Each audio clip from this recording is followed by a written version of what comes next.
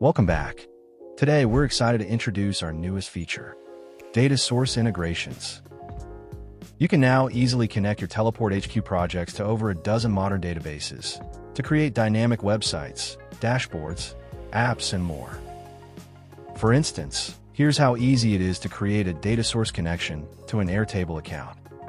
All you need to make this work is a snippet of a URL and a personal access token. Each supported data source will have its own requirements though. And just like that, the connection is established in just a few seconds, and all the data from Airtable is at your disposal. Together with our powerful visual editor, data source integrations allow you to easily create structures and layouts that make use of the newly added data. For this use case, we're mapping an entire list of products to an array mapper element, to which we're going to add a reusable card component. With this setup done, you can simply select which type of data is attached to each individual element in the product card. Mapping data to elements is easy and intuitive.